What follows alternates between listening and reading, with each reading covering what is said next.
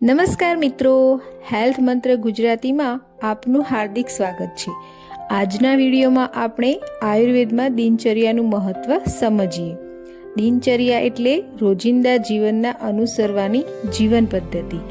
આયુર્વેદમાં સ્વસ્થ રહેવા માટે દિવસની શરૂઆતથી લઈને શરીરની સંભાળ, વ્યાયામ, સ્નાન અને સારા આચાર વિચાર સુધીની વિવિધ બાબતોનું વર્ણન કરવામાં આવ્યું છે। આજે આપણે દિનચર્યાનો એક સરળ ઓવરવ્યૂ સમજીશું। દિનચર્યા એટલે શું? સૌથી પહેલાં આપણે સમજીએ કે દિનચર્યા એટલે શું। સરળ શબ્દોમાં કહીએ તો દિનચર્યા એટલે રોજિંદા જીવનમાં નિયમિત રીતે અનુસરવાની પદ્ધતિ। આમાં સવારે વહેલા ઉઠવાથી લઈને શરીરની સ્વચ્છતા, શરીરની સંભાળ, વ્યાયામ, સ્નાન અને સદવૃત્ત એટલે સારા આચાર વિચારનો સમાવેશ થાય છે। અષ્ટાંગ હૃદયના દિનચર્યા અધ્યાયમાં આ બાબતોનું વિગતવાર વર્ણન મળે છે। બ્રહ્મ મુહૂર્તે જાગવું। હવે વાત કરીએ દિવસની શરૂઆતની। અષ્ટાંગ હૃદય સૂત્રસ્થાન અધ્યાય 2 શ્લોક નંબર 1માં સ્વસ્થ વ્યક્તિએ બ્રહ્મ મુહૂર્તે જાગવાની વાત કરવામાં આવી છે। મૂળ ગ્રંથમાં કહેવામાં આવ્યું છે, બ્રાહ્મે મુહૂર્તે ઉત્તિષ્ઠેત સ્વસ્થો રક્ષાર્થ માયુષઃ, અર્થાત સ્વસ્થ વ્યક્તિએ આયુષ્યની રક્ષા માટે બ્રહ્મ મુહૂર્તે જાગવું। આ રીતે આયુર્વેદમાં દિનચર્યાની શરૂઆત સવારે જાગવાની સાથે શરૂ થાય છે। દંતધાવન। જાગ્યા પછી શૌચ ક્રિયા કર્યા પછી દિનચર્યામાં આવે છે દંતધાવન એટલે કે દાંતની સફાઈ। અષ્ટાંગ હૃદય સૂત્રસ્થાન અધ્યાય 2ના શ્લોક નંબર 2 થી 4માં દંતધાવન માટે ઉપયોગમાં લેવાતા દાંતણ, તેનો રસ એટલે કે સ્વાદ અને તેની રીત વિશે વર્ણન કરવામાં આવ્યું છે। અહીં એ વાત ધ્યાનમાં રાખવી જરૂરી છે કે આપણે આ ક્લાસિકલ ડિસ્ક્રિપ્શનની વાત કરીએ છીએ। આ વિષય ઘણો વિશાળ છે, એટલે ભવિષ્યમાં દંતધાવન પર એક અલગ વિડીયો વિસ્તારથી કરીશું। આંખોની સંભાળ। હવે વાત આવે છે આંખોની સંભાળની। અષ્ટાંગ હૃદયમાં અંજન વિશે પણ માર્ગદર્શન આપવામાં આવ્યું છે। અંજન એટલે આંખોમાં ચોક્કસ ઔષધીય પ્રિપરેશનનો ઉપયોગ કરવાની ક્લાસિકલ પ્રક્રિયા। આ વિષય ખૂબ જ વિશિષ્ટ છે, તેથી તેને આ વિડીયોમાં માત્ર ઓવરવ્યૂ તરીકે રાખીએ છીએ અને આગળ તેના પર અલગથી વિગતવાર વાત કરીશું। અભ્યંગ। હવે વાત કરીએ અભ્યંગની। અભ્યંગ એટલે શરીર પર તેલથી કરવામાં આવતી માલિશ। અષ્ટાંગ હૃદય સૂત્રસ્થાન અધ્યાય નંબર 2 શ્લોક 8 અને 9માં અભ્યંગનું વર્ણન છે। અભ્યંગ એટલે માલિશ। માલિશ કરવાથી તે ઘડપણ અને થાકને મટાડે છે, આયુષ્ય વધારે છે।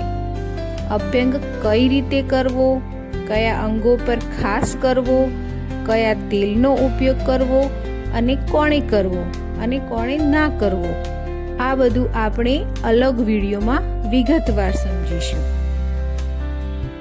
વ્યાયામ। વ્યાયામ એટલે કે કસરત। હવે આવે છે વ્યાયામ। આ અધ્યાયમાં દિનચર્યા દરમિયાન વ્યાયામ વિશે વિગતવાર વર્ણન કરવામાં આવ્યું છે। મહત્વની વાત એ છે કે આયુર્વેદ માત્ર વ્યાયામ કરવાની વાત નથી કરતું, પરંતુ યોગ્ય માત્રામાં વ્યાયામ કરવા પર પણ ભાર મૂકે છે। અતિશય વ્યાયામ કરવો યોગ્ય નથી, એટલે વ્યાયામમાં પણ મર્યાદા અને વ્યક્તિની ક્ષમતાનું ધ્યાન રાખવું ખૂબ જ જરૂરી છે। ઉદ્વર્તન। આગળ આવે છે ઉદ્વર્તન। ઉદ્વર્તન એટલે શરીર પર ચૂર્ણને ક્લાસિકલ રીતે ચોળવાની પ્રક્રિયા। અષ્ટાંગ હૃદયના દિનચર્યા અધ્યાયમાં તેનો પણ ઉલ્લેખ છે। સ્નાન। હવે વાત કરીએ સ્નાનની। આયુર્વેદની દિનચર્યામાં સ્નાનને પણ મહત્વ આપવામાં આવ્યું છે। આમાં શ્લોક 16 થી 18માં સ્નાન વિશે માર્ગદર્શન આપવામાં આવ્યું છે.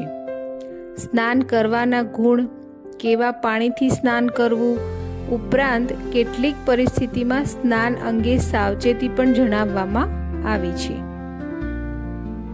સદવૃત્ત.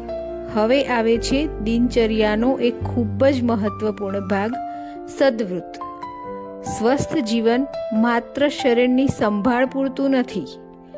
આયુર્વેદમાં આપણા આચાર, વિચાર, વાણી અને વર્તનને પણ મહત્વ આપવામાં આવ્યું છે. અષ્ટાંગ હૃદયના દિનચર્યા અધ્યાયના આગળના ભાગમાં સદવૃત્તનું વિસ્તૃત વર્ણન મળે છે. અર્થાત સ્વસ્થ જીવન માટે શરીરની સાથે મન અને સારા આચાર એટલે વર્તનનું સંતુલન પણ મહત્વનું છે. ઉપરાંત શું ન કરવું તેનું પણ વર્ણન દિનચર્યા અંતર્ગત કરવામાં આવ્યું છે. છેલ્લે આ આચારનું ફળ આયુષ્ય, આરોગ્ય, ઐશ્વર્ય અને યશ બતાવવામાં આવ્યું છે. તો મિત્રો, આજે આપણે જોયું કે આયુર્વેદની દિનચર્યા માત્ર વહેલા ઉઠવા પૂરતી સીમિત નથી. તેમાં આવે છે વહેલા જાગવું, દંતધાવન, આંખોની સંભાળ, અભ્યંગ, વ્યાયામ, ઉદ્વર્તન, સ્નાન અને સારા આચાર વિચાર. આ બધું મળીને આયુર્વેદની દિનચર્યા બને છે. આજના વિડીયોમાં આપણે દિનચર્યાનો માત્ર એક ઓવરવ્યૂ જોયું. આગળના વિડીયોમાં આપણે આમાંથી દરેક વિષયને એક પછી એક લઈશું અને આયુર્વેદના મૂળ ગ્રંથોના સંદર્ભ સાથે વધુ વિગતથી સમજીશું. આશા રાખું છું આ માહિતી તમને જરૂરથી ઉપયોગી લાગી હશે. તો વિડીયોને લાઈક કરો, તમારા મિત્રો અને પરિવાર સાથે શેર કરો અને આવી જ આયુર્વેદ આધારિત માહિતી માટે હેલ્થ મંત્ર ગુજરાતીને સબસ્ક્રાઈબ કરો. ફરી મળીશું એક નવા અને ઉપયોગી વિષય સાથે. ત્યાં સુધી સ્વસ્થ રહો, જાગૃત રહો. ધન્યવાદ.